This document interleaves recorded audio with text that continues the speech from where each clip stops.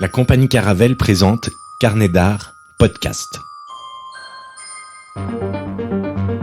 Carnet d'art podcast s'associe au blog Les Puristes à Aix-les-Bains pour vous proposer une immersion audio dans les folles aventures historiques relatées sur le blog lespuristes.fr. Une émission présentée par Karen Turc, produite par Antoine Guillot, réalisée par Jérémy Buatier et sound designée par Thomas Allard.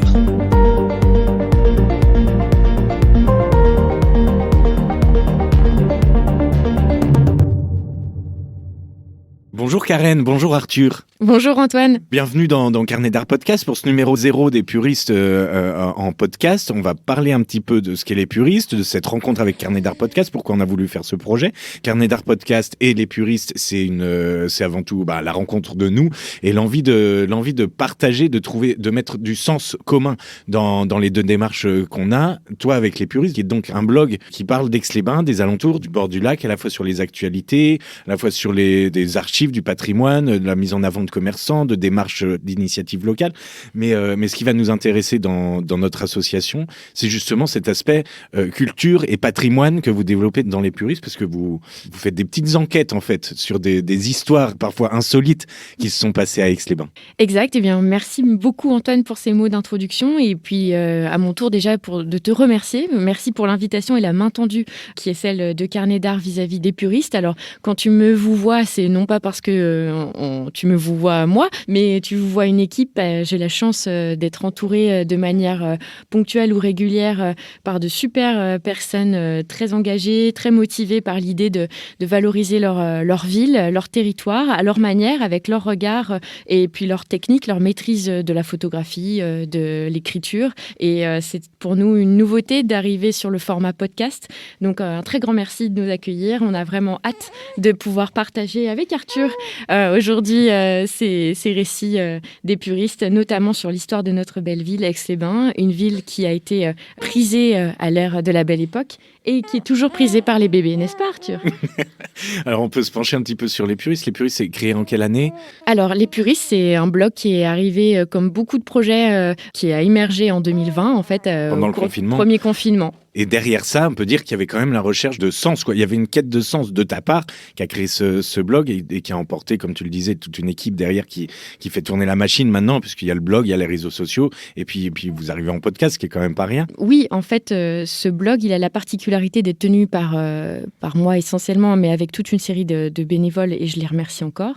Ce qui est délicat, c'est qu'il faut qu'on trouve notre rythme de croisière, c'est-à-dire qu'on ne peut pas être sur tous les points, être attendu à tous les rendez-vous, malheureusement. On aimerait le faire, mais encore une fois, on le fait sur notre temps libre. Donc, on a pour point de vue de toujours faire les choses avec sincérité, bien sûr, mais aussi l'idée que ça puisse perdurer dans le temps. C'est-à-dire que si on parle d'un sujet, quand bien même il fait écho à une actualité, il puisse être abordé quelques mois plus tard sans être périmé. Voilà, on essaye d'avoir le moins de DLC possible dans nos contenus. Alors justement, on peut se pencher sur ces contenus et ceux qui vont nous intéresser, qu'on va transformer en podcast. Ouais. Donc, on s'est un peu amusé en inventant ce format-là. On va se pencher sur les articles, les enquêtes que vous publiez et qui ont déjà été publiés dans les puristes. Mais en fait, c'est un récit, une sorte de dramatique radio, de fiction, mais qui n'en est pas une puisque c'est basé sur des faits réels et c'est des faits historiques qu'on va relater, tu vas nous raconter et on va se plonger dans cet univers-là. On va replonger dans Aix de la Belle Époque avec un environnement sonore, etc. Les équipes de Carnet d'art podcast œuvreront pour construire cet objet en partant de votre travail sur le blog. Alors exact, et peut-être un tout petit mot, même si tu l'as rappelé en introduction, c'est que c'est vrai que le blog il a pour intérêt les adresses réelles du centre-ville d'Aix-les-Bains, les restaurants, voilà, une nouvelle adresse atypique qui peut ouvrir et autres, mais on a aussi à cœur de parler de l'histoire de cette ville qui nous est chère, son histoire. Pourquoi ? Parce que finalement Aix-les-Bains elle a pour intérêt d'avoir été une ville très attractive sous la Belle Époque, mais pas uniquement à cette période-là. Avant, sinon, elle n'aurait pas pu être aussi attractive. On a livré des enquêtes. Alors, je prends beaucoup de précautions en reprenant ces mots, parce que, évidemment, nous ne sommes pas des historiens, nous ne sommes pas des historiennes, parce qu'on est plutôt une équipe féminine. féminine, même si ces messieurs sont les bienvenus autour de nous, et merci encore cette main tendue. On a justement la chance de pouvoir aller consulter les archives, notamment les archives de la ville d'Aix-les-Bains, qui sont très bien alimentées. Donc on en profite pour remercier la ville d'Aix-les-Bains qui tient ce service et qui nous est précieux.